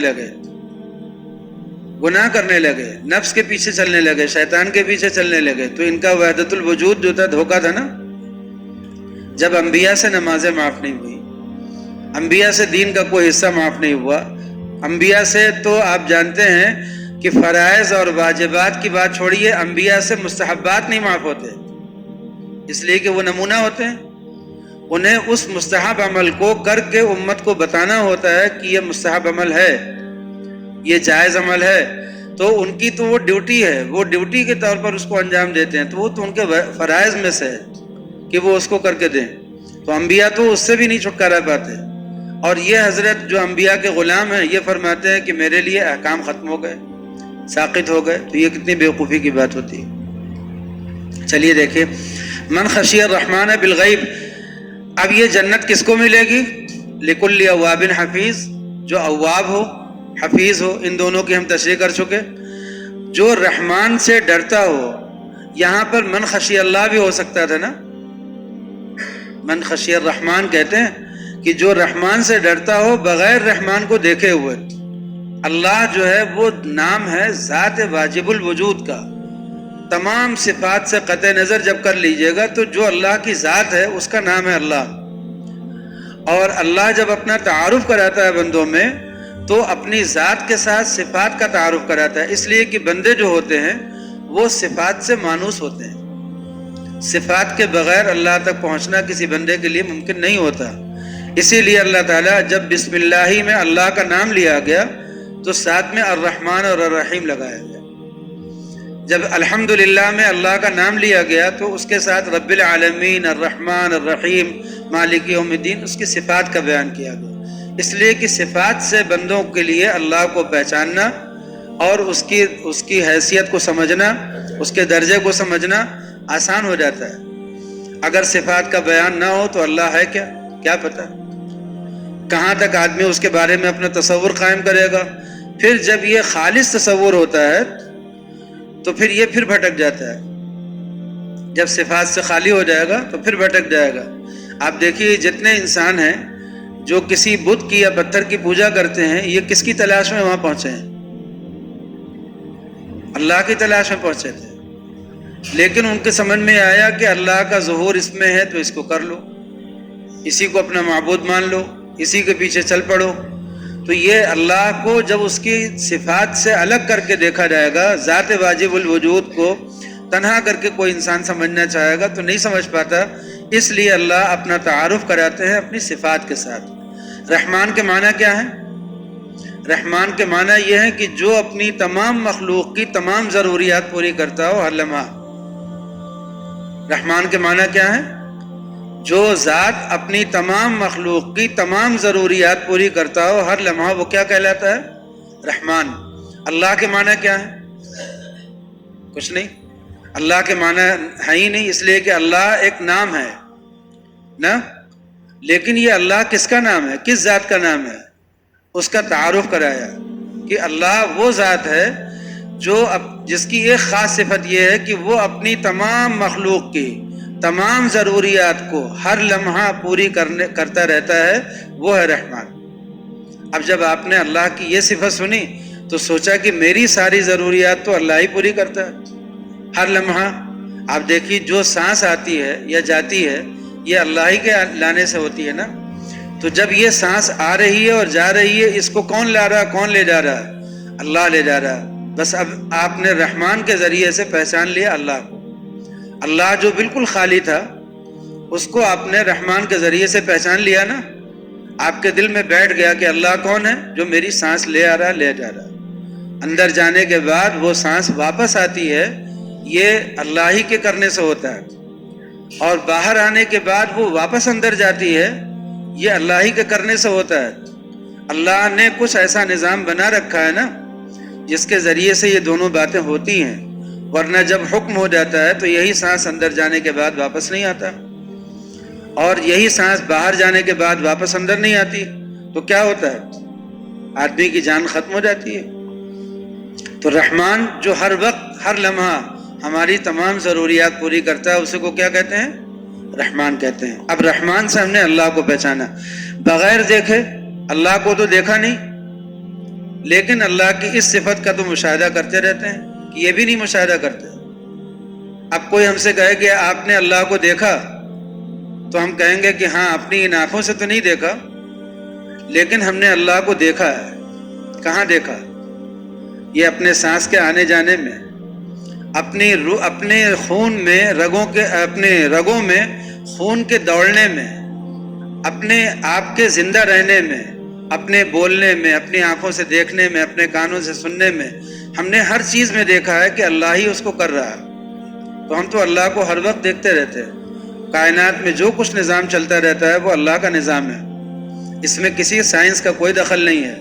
جو لوگ سائنس کے چند کھلونے بنا لینے سے مرعوب ہو گئے ہیں ان کو غور کرنا چاہیے کہ ہمارے جسم میں جو یہ سانس چلتی ہے یہ کس سائنسی آلات کا نتیجہ ہے، اور یہ جو نظام کائنات چلتا ہے یہ کس سائنسی آلات کا نتیجہ ہے. چند کھلونے بنا لینے سے قدرت کے نظام میں کوئی تبدیلی نہیں نہ ہو جائے گی. قدرت کا نظام تو اپنی ترتیب سے چلتا ہے. تو من خشی الرحمن بالغیب، جو اللہ سے ڈرتے ہیں بغیر اس کو دیکھے ہوئے، وجاء بقلب منیب، اور وہ اللہ کے پاس لے کر کے آئے ایک ایسا دل جس میں ہر وقت اللہ کی یاد بھری ہوئی ہے۔ منیب کے معنی کیا ہے؟ جس میں ہر وقت اللہ کی یاد بھری ہوئی ہے۔ اب آپ دیکھیے گا اس پورے نظام میں اللہ تعالیٰ نے ایک سبق پڑھا دیا ہے۔ وہ سبق یہ ہے کہ جب کوئی بندہ صبح سے شام تک، حفیظ ہم نے کیا بتایا تھا کہ جو صبح سے شام تک اپنی نگرانی رکھے، تو جب کوئی بندہ صبح سے شام تک اپنی نگرانی رکھے گا، اور اواب کے معنی کیا ہے کہ اپنی غلطیوں کی معافی مانگے، اور شام کو وہ اوابین کی نماز پڑھے گا، اس میں اپنا حساب کرے گا اور اپنی معافی مانگے گا، تو اواب اور حفیظ جو بندہ ہوگا اس کو جانا کہاں پہ ہے؟ وہ کہاں پہنچے گا؟ من خشی الرحمن بالغیب، اس کے دل میں اللہ کا ایک ڈر بیٹھ جائے گا، ایک خوف اور خشیت اس کے دل میں آ جائے گی، اور جب وہ خوف اور خشیت سے گزرتا ہوا آگے بڑھے گا تو ہر لمحہ اس کے دل میں اللہ کی یاد تازہ رہے گی۔ جو بندہ ہر لمحہ اللہ کی یاد اپنے دل میں تازہ رکھے گا اسے کیا کہیں گے؟ منیب کہیں گے۔ جو بندہ منیب ہوگا وہ کہاں جائے گا؟ جنت میں جائے گا۔ تو اللہ تعالیٰ نے فرما دیا کہ یہ جنت قریب کر دی گئی ہے متقین کے لیے۔ اب متقین کون ہوتے ہیں، کیسے بنتے ہیں، ان کی ترتیب کیا ہے، اس 3 آیتوں میں وہ پورا نظام آ گیا ہے، پورا سبق آ گیا ہے، پورا تصوف آ گیا ہے، سمجھ لیجئے پوری خانقاہ آ گئی ہے اس میں، کہ جنت قریب کر دی گئی ہے ان متقین کے لیے جو جنت دور نہیں ہے ان سے، اور جب وہ پہنچیں گے تو ان سے کہا جائے گا کہ دیکھو یہی ہے وہ جنت جس کا تم سے وعدہ کیا جاتا تھا، اور یہ جنت ان لوگوں کے لیے ہے جو اواب ہیں۔ اواب کے معنی کیا ہیں؟ جو اپنی غلطیوں کو یاد کر کر کے ہر لمحہ اللہ سے معافی مانگتے رہیں۔ اور حفیظ ہیں، حفیظ کے معنی کیا ہیں؟ جو ہر وقت اپنی نگرانی رکھیں، اپنے دل کی نگرانی رکھیں کہ کوئی غلطی اور کوئی گناہوں سے نہ ہو، اور جو رحمان سے ڈرتے ہیں بغیر اس کو دیکھے ہوئے۔ یہ ڈرنے کا مطلب یہ ہے کہ جو رحمان سے اس کی تعظیم کے ساتھ، اس کے عظمت اور احترام کے ساتھ ڈرتے ہیں بغیر اس کو دیکھے ہوئے، اور وہ اللہ کے دربار میں جب حاضر ہوئے تو قلب منیب لے کر کے آئے، ایک ایسا دل لے کر کے آئے جس میں ہر وقت اللہ کی یاد بسی ہوئی تھی۔ تو پھر کیا ہوگا؟ اللہ تعالیٰ ان سے فرمائیں گے ادخلوہا بسلام، اس جنت میں داخل ہو جاؤ سلامتی کے ساتھ، امن کے ساتھ۔ یہ ہوگی ترتیب، اس جنت میں داخل ہو جاؤ سلامتی کے ساتھ۔ معلوم یہ ہوا کہ جنت میں داخلہ ملے گا تو، لیکن اس جنت میں داخلے کے لیے ہمیں اواب، حفیظ اور خشی بن کر کے، متقی بن کر کے، منیب بن کر کے زندگی گزارنی پڑے گی اللہ اس دنیا میں، تبھی نہ یہ جنت ملے گی۔ ادخلوہا بسلام۔ اب کہتے ہیں حدیث شریف میں آتا ہے کہ من قال لا الہ الا اللہ دخل الجنہ، جس نے لا الہ الا اللہ پڑھ لیا، کہہ دیا یقین کے ساتھ، وہ جنت میں داخل ہو گیا۔ تو اس پہ سوال پیدا ہوتا ہے کہ اگرچہ زنا کرے، اگرچہ جھوٹ بولے، اگرچہ چوری کرے، تو اس کا جواب کیا ہے؟ اس کا جواب یہ ہے کہ لا الہ الا اللہ کنجی ہے، کنجی سے تالا کھلا ہے نا، دروازہ تو ابھی نہیں کھلا نا، دروازہ بھی کھولنا ہوگا جنت میں داخلے کے لیے۔ تو وہ دروازہ کیا ہے؟ وہ یہی پوری زندگی تقویٰ کے ساتھ گزارنا، اور جو گناہ ہو جائے ان کی معافی مانگتے رہنا، یہی ہے جنت میں داخلے کا دروازہ۔ ٹھیک، کنجی سے تالا کھل گیا، لاک کھل گیا، جنت میں داخلہ تو اب ملنا ہی ملنا ہے۔ تو لا الہ الا اللہ جس نے کہہ دیا وہ جنت میں ضرور داخل ہوگا، یہ طے ہے، اس لیے کہ نبی کریم صلی اللہ علیہ وسلم نے فرمایا ہے، اور آپ کی بات غلط نہیں ہے۔ تو وہ جنت میں ضرور داخل ہوگا، بشرطے کہ اس نے اس کلمے کو مرتے دم تک بچا کر کے رکھا ہو، یعنی ایمان پر خاتمہ ہوا ہو، اور اس ایمان پر خاتمے کے لیے 5 وقت کی نماز، گناہوں سے حفاظت، یہ 5 ارکان جتنے دین کے ہیں، 5 ارکان ہیں، گناہوں سے حفاظت، بدعت سے دوری، رسم و رواج سے اپنی حفاظت، یہ ساری چیزیں جو کفر و شرک سے اپنے کو بچانا، یہ اسی کلمہ طیبہ کی حفاظت کے لیے ہوتا ہے۔ وہی جو لا الہ الا اللہ منہ سے نکلا ہے، اسی کو بچانے کے لیے یہ سارا نظام چلتا ہے۔ اگر کوئی بندہ بچا کر کے لے گیا تو جنت میں داخلہ تو ضرور ملے گا۔ مولانا تھانوی نور اللہ مرقدہ نے اس کی ایک مثال اور بھی دی فرمایا کہ اگر کوئی آدمی کسی سے کہا جائے کہ جس نے نکاح میں ایجاب و قبول ہوتا ہے نا، قاضی نے پوچھا، بہت لمبی عبارت سے پوچھتا ہے کہ میں نے اتنے مہر کے عوض فلاں کی بیٹی کو وکالت کے طور پر ایسے ایسے کرتے ہوئے میں نے آپ کے نکاح میں دیا، یہ اس کا ایجاب تھا۔ لڑکے نے کیا کہا؟ میں نے قبول کیا۔ دو ہی لفظ اس نے، عربی کے اعتبار سے تو ایک ہی لفظ بنا، قبل تو میں نے قبول کیا۔ تو اس نے کہا میں نے قبول کیا۔ اب یہ ایک جملہ بولا اس نے۔ اس کے بعد جب بیوی کے پاس پہنچا تو بیوی نے کہا مہر لاؤ، تو اس نے کہا کہ مہر تو کیسی، ایک جملہ ہی تو بولنے سے نکاح ہوتا ہے، نکاح ہو گیا۔ تو اس نے کہا نا، کہے گی نا کہ مہر، نکاح ہو جانے سے مہر واجب ہو جاتا ہے۔ پھر اس کے بعد اس نے کہا خرچہ لاؤ۔ اس نے کہا خرچہ کیسا؟ کہا زندگی بھر کا خرچہ بھی لازم ہو گیا ہے، مکان بھی لازم ہو گیا ہے، پڑھائی بھی لازم ہو گئی ہے، جو کچھ بھی اب بچوں کی تربیت وغیرہ سب سارے زندگی کے مراحل اسی قبل طور سے لازم ہو گئے۔ تو جب کوئی آدمی نکاح کرے، اس نکاح کو بچائے، تبھی تو بچانا بھی تو پڑے گا، اس نکاح کو بچانے کے لیے یہ سب کرنا پڑے گا، ورنہ بیوی چھوڑ کر کے چلی جائے گی۔ ایسے ہی کلمہ طیبہ پڑھ لیا تو جنت میں داخلہ تو ہو گیا، لیکن اس کو بچا کر کے رکھنا ہے، مرتے دم تک اس کو بچانے کے لیے یہ سب مراحل طے کرنے پڑتے ہیں، سارے گناہ چھوڑنے پڑتے ہیں۔ اس لیے کہ جتنے گناہ ہیں یہ سب کفر کا حصہ ہوتے ہیں، معلوم ہے نا، جتنے گناہ ہیں یہ سب کفر کے زچہ بچہ ہیں، کفر سے ہی پیدا ہوتے ہیں سب۔ تو جتنے گناہ ہیں ان سے آدمی کافر تو نہیں ہوتا، لیکن اگر گناہ کرتا رہے تو کفر کے راستے پہ جا سکتا ہے۔ اور بعض گناہ تو ایسے ہوتے ہیں کہ وہ آدمی کو وہاں تک پہنچا ہی کر کے چھوڑتے ہیں۔ اللہ تعالیٰ ہر طرح کے گناہ سے ہمیں بچنے کی توفیق عطا فرمائے اور نیک اعمال کی توفیق عطا فرمائے۔ لیکن آج کے سبق میں آپ دیکھیے کہ کیسے اللہ تعالیٰ نے پورا تصوف بیان کر دیا، پوری خانقاہ بیان کر دی، پوری تربیت کا نظام بیان کر دیا۔ من خشی الرحمن بالغیب، جو رحمان سے ڈرے بغیر اسے دیکھے ہوئے، وجاء بقلب منیب، اور رحمان کے پاس جب پہنچے تو قلب منیب لے کر کے آئے، تو اس سے کہا جائے گا ادخلوها بسلام، داخل ہو جاؤ جنت میں۔ یہ ہے وہ دن، ابدی زندگی کا دن ہوگا، وہ دن ابدی زندگی کا دن، ہمیشہ کا، ہمیشگی کے لیے پھر مہر لگ جائے گی کہ اب اس کے بعد فنا ہونا نہیں ہے، اب ختم ہونا نہیں ہے۔ ابھی تو دنیا میں جب تک ہے ڈر ہے۔ ہم نے بہت بڑی بلڈنگ بنائی، بہت بڑا محل بنایا، بہت بڑا کوئی پروجیکٹ کر لیا، لیکن کیا ہے، جس دن مرے اس دن ختم، مرتے ہی، آنکھ بند ہوتے ہی وہ سب ختم ہے۔ بعد میں کون لوگ اس سے فائدہ اٹھائیں گے، کیا ہوگا، وہ اٹھائیں گے بھی کہ نہیں اٹھائیں گے، کچھ نہیں پتا ہے۔ لیکن میرے لیے تو اسی وقت تک ہے جب تک زندگی ہے۔ موت بھی تو بہت بات کی چیز ہے، صحت جب تک رہتی ہے تبھی تک وہ سب کچھ ہے۔ جب صحت ختم ہو جاتی ہے تو کہا جاتا ہے نا کہ بیماری یہ موت کی تمہید ہے۔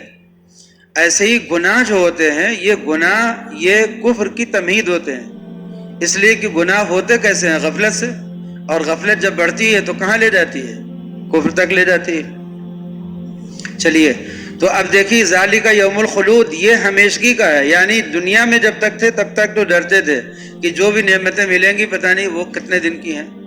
یہ ایسے ہی جیسے ٹرین کا سفر، اے سی میں سفر کیجئے چاہے جنرل میں کیجئے، جب تک ٹرین میں بیٹھے ہوئے ہیں جب تک ساری نعمتیں ہیں، ٹرین کی سہولتیں ہیں، جیسے ہی ٹرین سے اترے ساری سہولتیں چھوٹ گئیں۔ ایسے ہی دنیا میں جب تک ہیں، جب تک گاڑی پہ سوار ہیں، اور جو بھی نعمتیں ہیں، چاہے وہ موٹا گدا ہو، چاہے وہ لکڑی کی سیٹ ہو، سب کچھ اسی دنیا کی سواری تک ہے بس۔ بزرگوں نے تشبیہ دی ہے اس دنیا کے سفر کو ایک کشتی کے سوار کی طرح، اور یہ بہت زیادہ قریب کی تشبیہ ہے۔ جیسے کوئی آدمی جہاز میں بیٹھا ہو، پانی والے جہاز میں بیٹھا ہو، اور وہ جہاز چل رہا ہو اور اس کے اندر اس نے اپنے عیش و آرام کے سارے سامان اکٹھا کر لیے ہیں، تو سب سے زیادہ قریبی تشبیہ جو ہے انسان کے لیے وہ ایسے ہی ہے کہ جیسے ہم اس دنیا میں ہیں، اور یہ دنیا ایک کشتی ہے جو تیر رہی ہے پانی پر۔ ظاہر سی بات ہے کہ گیس پر تیر رہی ہے تو پانی پر تیر رہی ہے، اس لیے کہ پانی خود بھی گیس ہے، تو یہ جو دنیا کا گولا ہے، یہ جس گیس پر تیر رہا ہے، یہ بھی تو ایک کشتی ہو گئی، ایک پانی ہو گیا، اس پانی پر ہم سفر کر رہے ہیں۔ تو سب سے زیادہ جو قریبی تشبیہ انسان کے لیے ہے، وہ ٹرین سے بھی زیادہ اچھی تشبیہ ہے ایک کشتی کا سفر، ایک جہاز کا سفر۔ اب وہ جہاز چاہے آپ اس کو اعلیٰ درجے کا کروز مان لیجیے، چاہے وہ جو بھی جہاز مان لیجیے، بہرحال لیکن جب اس جہاز سے اتر کر کے داخل ہو جائیں گے اگلے دنیا میں، اگلے عالم میں، تو اللہ تعالیٰ وہاں پر کیا فرمائیں گے؟ جنت میں داخل کرنے کے بعد ایک مینڈھا ہوگا، موت مینڈھے کی شکل میں آئے گی، اور اس کو ذبح کر دیا جائے گا، اور پھر کہہ دیا جائے گا کہ اب اس کے بعد کوئی موت نہیں۔ جہنمیوں کو جہنم میں موت نہیں، اور جنتیوں کو جنت میں موت نہیں۔ تو ہمیشہ ہمیش کی نعمتیں وہاں ملنے والی ہیں۔ ذالک یوم الخلود، یہی ہے ہمیش کی کا دن۔ لہم ما یشاؤون فیہا، ان کو اس جنت میں وہ تمام چیزیں ملیں گی جو وہ اس میں چاہیں گے۔ ولدینا مزید، اور ہمارے پاس ان کی خواہشوں سے بڑھ کر کے بھی دینے کے لیے ہے۔ انسان کی خواہش تو جتنی بھی ہوگی محدود ہوگی، اور اللہ کے پاس نعمتیں لامحدود ہیں۔ تو اللہ تعالیٰ فرماتے ہیں کہ تمہاری اپنی جتنی خواہش سوچ سکتے ہو، تصور ملا سکتے ہو، وہ سارے تصورات سے اوپر کی خواہشیں جو جنت میں جا کر کے ہوں گی، ان سب خواہشوں کو پورا کرنے کے بعد بھی وَلَدَيْنَا مزید، ہم اس سے زیادہ دینے کے لیے قادر ہیں، زیادہ دینے پر، اور ہمارے پاس کچھ اور زیادہ بھی ہے۔ اور وہ اور زیادہ کیا ہوگا؟ وہ سب سے بڑی نعمت جو حدیث شریف میں اس کا تذکرہ ہے، وہ ہے خود اللہ کا دیدار، جو بعض روایات کے مطابق ہر جمعے کو جنتیوں کو من جانب اللہ ہوگا دیدار اللہ کا۔ وَكَمْ أَهْلَكْنَا قَبْلَهُمْ مِنْ قَرْنٍ۔ اب آپ جانتے ہیں کہ قرآن پاک جو ہے یہ ترغیب اور ترہیب پر ہے، پورا نظامی قرآن پاک کا۔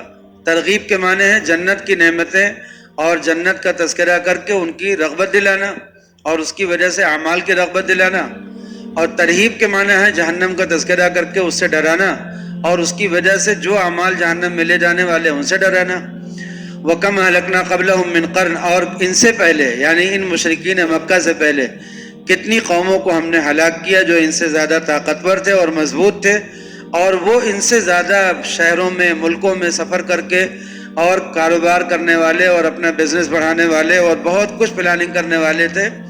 لیکن جب ہماری پکڑ آئی اور ہم نے ان کو ہلاک کر دیا تو سب کے سب اس طرح سے ہو گئے کہ ان کے پاس کہیں بھاگ کر کے جانے کے لیے کوئی ٹھکانہ بھی نہیں تھا۔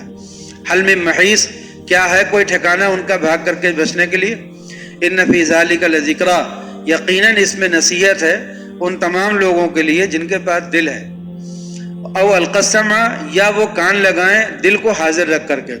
اس میں اللہ تعالیٰ نے بتلا دیا کہ دو طرح کے لوگ ہوتے ہیں نصیحت سننے والے۔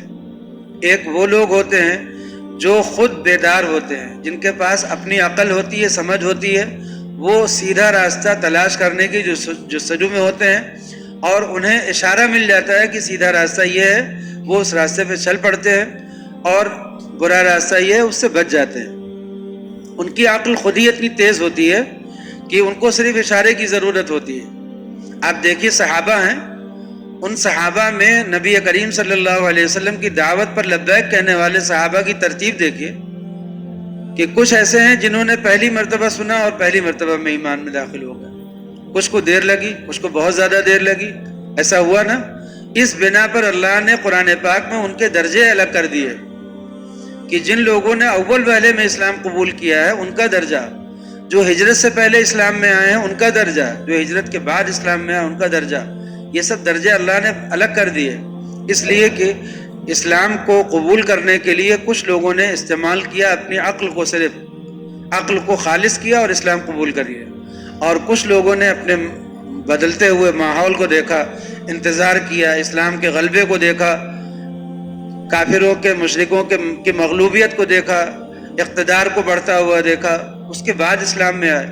تو انہوں نے اسلام تو حقیقت میں اسلامی کو قبول کیا، لیکن انہوں نے اس انتظار کے بعد کیا، تو درجے میں فرق ہوا کہ نہیں ہوا؟ تو اللہ تعالیٰ فرماتا ہے کہ نصیحتیں قبول کرنے کے لیے دو طرح کے لوگ ہوتے ہیں۔ ایک وہ ہیں جو خود سیدھی راہ کی تلاش میں ہوتے ہیں اور انہیں جیسے ہی راستہ مل جاتا ہے وہ اس پہ چل پڑتے ہیں، اور ایک وہ ہوتے ہیں جن کے پاس خود اتنی عقل نہیں ہوتی، کہ وہ راستے میں تمیز کر سکیں صحیح اور غلط میں، لیکن وہ کسی پر بھروسہ کرتے ہیں، اعتماد کرتے ہیں اور اس کی نصیحتوں کو سنتے ہیں اور اس کے پیچھے پیچھے چلتے ہیں۔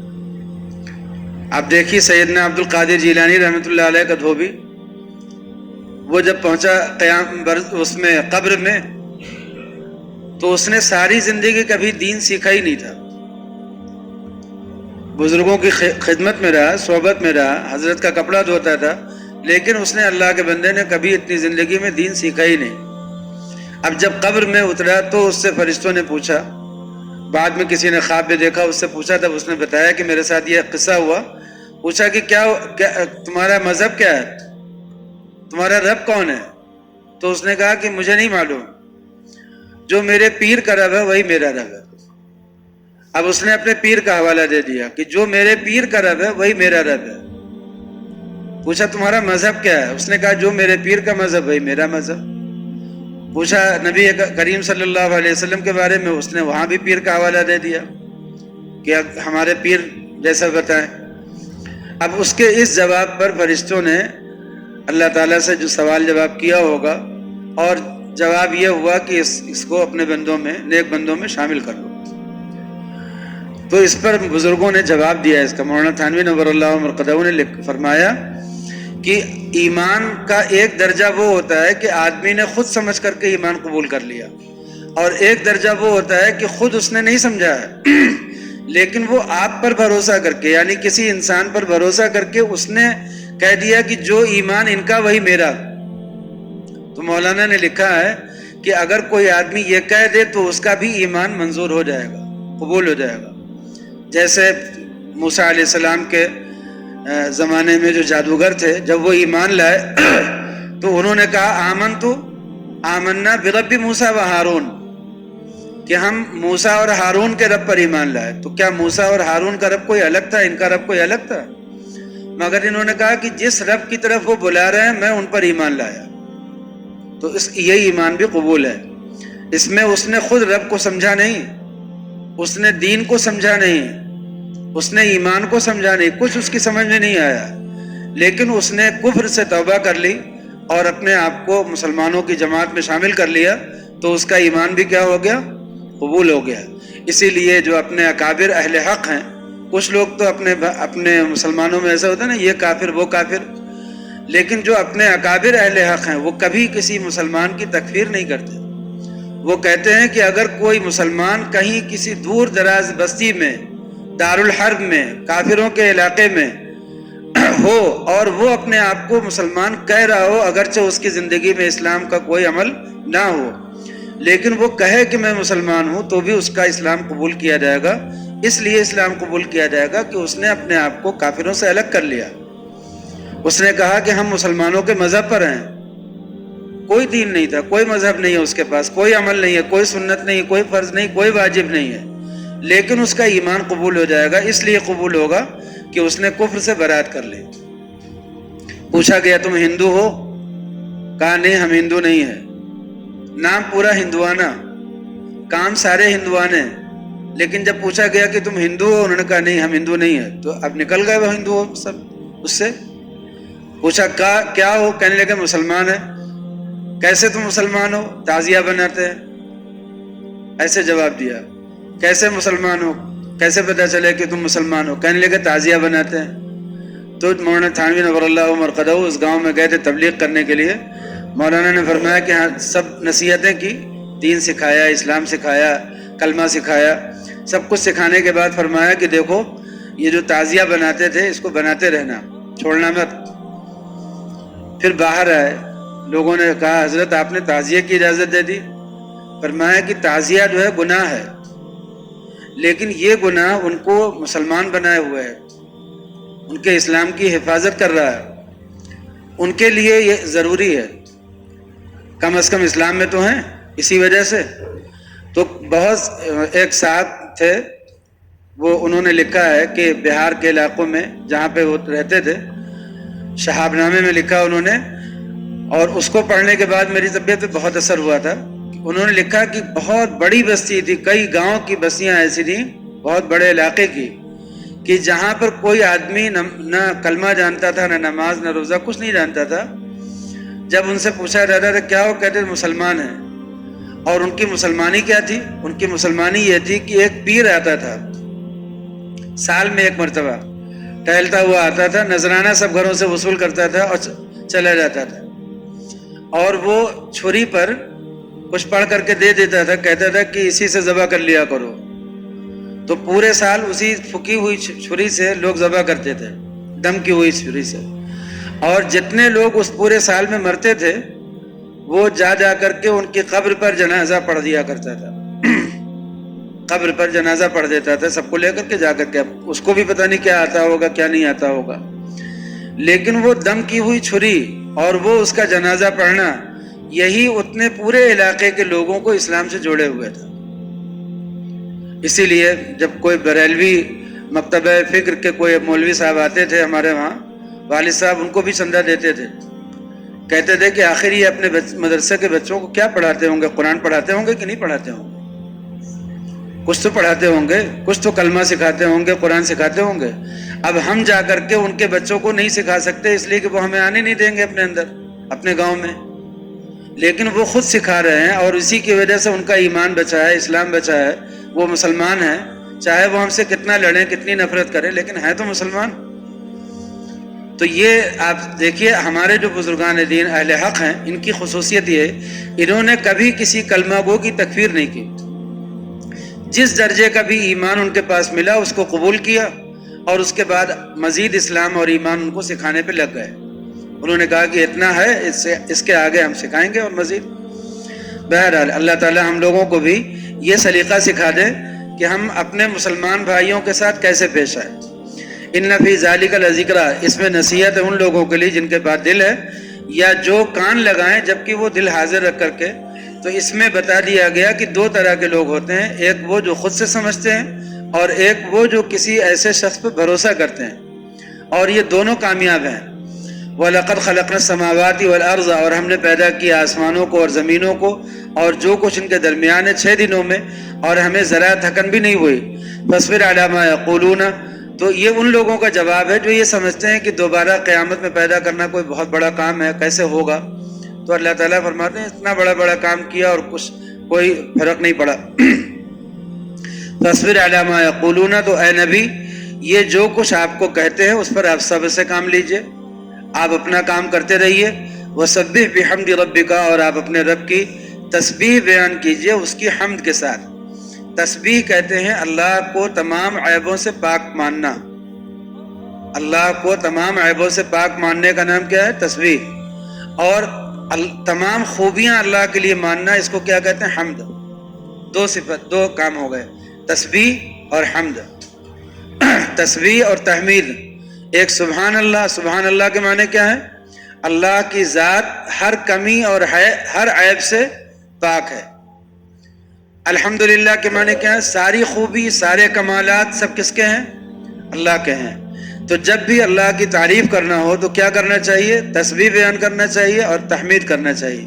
اسی لیے سبحان اللہ و بحمدہ، سبحان اللہ و بحمدہ، سبحان اللہ اور بحمدہ، یعنی تسبیح اور تحمید دونوں ساتھ میں. سبحان اللہ و بحمدہ، سبحان اللہ العظیم، یہ سب سے اعلیٰ درجے کی تسبیح مانی گئی ہے جس میں تسبیح بھی ہو اور تحمید بھی ہو.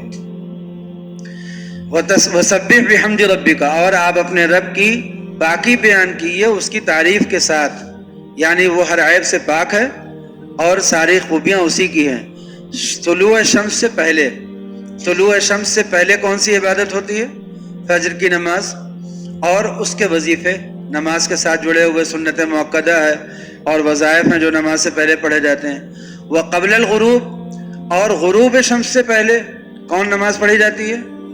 عصر کی اور ظہر کی. غروب سے پہلے پڑھی جاتی ہے تو ظہر سے، ظہر اور عصر. ومن اللیل، اور رات میں. فسبحوا، رات میں بھی اللہ کی پاکی بیان کی ہے. رات میں کون نماز ہوتی ہے؟ رات میں مغرب ہوتی ہے، عشاء ہوتی ہے. تو کیا نماز ہو گئی؟ 5 نمازوں کا بیان ہو گیا. ان نمازوں میں جو فرض نماز ہے وہ تو شامل ہی ہے ان جملوں میں. فرض نمازوں کے علاوہ جو سنتیں پڑھی جاتی ہیں، نفلیں پڑھی جاتی ہیں، وہ بھی شامل ہیں.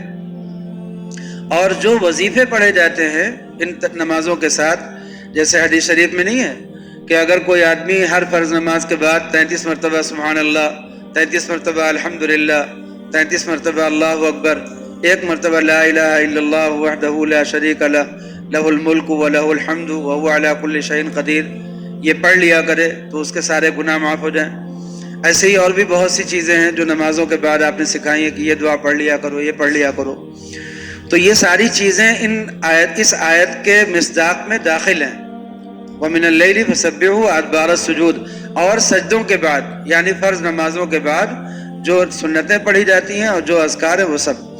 وَاسْتَمِعْ يَوْمَ يُنَادِ الْمُنَادِ مِن مَّكَانٍ قَرِيبٍ، اور آپ سنیے جس دن ایک آواز لگانے والا آواز لگائے گا بہت قریب کے مقام سے، جس دن لوگ سنیں گے ایک چیخ بہت زبردست، ایک چنگھاڑ بہت زبردست سچے طور پر۔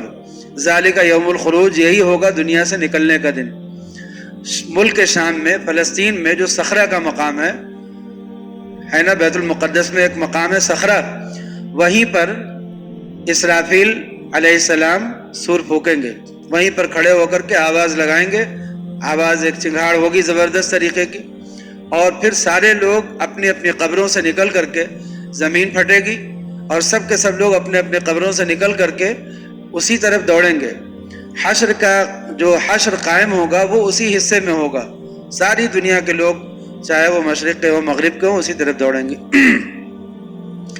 ذالک یوم الخروج، یہی دن ہوگا نکلنے کا۔ یہ نہیں ہے کہ جو موجودہ زمین ہے اسی پر حشر ہو جائے گا، موجودہ زمین پر حشر نہیں ہوگا، سارے لوگ دوڑیں گے ادھر، لیکن یہ زمین نیچے ان کی بدل دی جائے گی۔ زمین بدل کر کے ہم نے بتایا کہ ایک پلیٹ کی شکل میں ہو جائے گی، چاندی کی طرح چمکے گی، بہت تیز روشنی ہوگی اس کی، اور دھوپ کی وجہ سے، سورج کی وجہ سے تپے گی۔ ذالک یوم الخروج انا نحن نحیی و نمیت، یقیناً ہم ہی ہیں جو زندگی دیتے ہیں اور موت دیتے ہیں، اور ہمارے ہی پاس سب کو لوٹنا ہے۔ جس دن زمین پھٹے گی اور سب کے سب لوگ نکل کر کے تیزی کے ساتھ دوڑیں گے۔ ذالک حشر علینا، یہ ہوگا حشر جو ہم پر بہت آسان ہے۔ نحن اعلم بما یقولون، ہمیں پتہ ہے کہ یہ لوگ آپ کو کیا کہتے ہیں، آپ کے بارے میں کیا باتیں کرتے ہیں۔ وما انت علیہم بجبار، اور آپ دیکھیے ان سے دل ہٹا لیجئے، آپ ان کے اوپر جابر بنا کر کے نہیں مقرر کیے گئے ہیں کہ جبراً ان سے کوئی کام کرا لیں، یعنی زبردستی آپ ان سے نہیں کچھ کرا سکتے۔ آپ کا کام ہے بات کو پہنچا دیجئے، تبلیغ کا کام، دوسرے ان کو بشارت سنا دیجئے یا ان کو ڈرا دیجئے، جو تبلیغ کا لازمی حصہ ہے۔ بس اتنا ہی کام ہے آپ کا، آپ صرف باتوں کو پہنچانے کا کام کیجئے، منوانے کا کام آپ کے ذمے نہیں ہے۔ وما انت علیہم بجبار، آپ ان کے اوپر جابر نہیں ہیں۔ فذکر بالقرآن من یخاف وعید، تو اب آپ قرآن کے ذریعے نصیحت کیجئے ان لوگوں کو جو مجھ سے اور میری دھمکیوں سے ڈرتے ہیں۔ اس میں بتا دیا گیا کہ نصیحت تو دو طرح سے لوگوں کو ہوتی ہے، ایک عام نصیحت ہے جو سب کو ہوتی ہے چاہے ڈرے چاہے نہ ڈرے، اور ایک خاص نصیحت ہوتی ہے جو صرف انہی لوگوں کو کی جاتی ہے جو ڈرتے ہیں، یعنی جو اللہ کے فرما بردار بندے ہوں۔ تو نصیحت کرنے والے کو یہ دونوں نصیحتوں کا فرق بھی سمجھنا چاہیے کہ ہم کون سی تقریر عوام کے لیے کر رہے ہیں، کون سی تقریر خواص کے لیے کر رہے ہیں۔ جو لوگ اللہ سے ڈرتے ہوں ان کے مجمع میں جب تقریر ہو تو ایسی تقریر ہو جس سے ان کا ڈر جو ہے اس کی تربیت ہو اور ان کی تعلیم ہو، ان کو مزید اضافہ ہو۔ اور جو لوگ اللہ سے ڈرتے نہیں ابھی، جب ان کے مجمع میں بیان ہو تو ترغیب کا بیان ہو، ترہیب کا بیان ہو، اور ان کو جنت کا اور جہنم کا تذکرہ ہو، اور ان کو عمومی باتوں سے دین کی طرف لانے کی کوشش کی جائے۔ اور جو خصوصی لوگ ہیں ان کو تمام باتوں کی تعلیم دی جاتی ہے۔ تو کس کو کیا تعلیم دینی ہے یہ بھی سمجھنا ضروری ہے۔ فذکر بالقرآن من یخاف وعید، اس میں اللہ تعالیٰ نے اشارہ دے دیا کہ کس کو کیا نصیحت دینی ہے، کیسے دینی ہے، اس کو بھی سمجھنا چاہیے واعظ اور مقرر کو۔ دعا کر لیں۔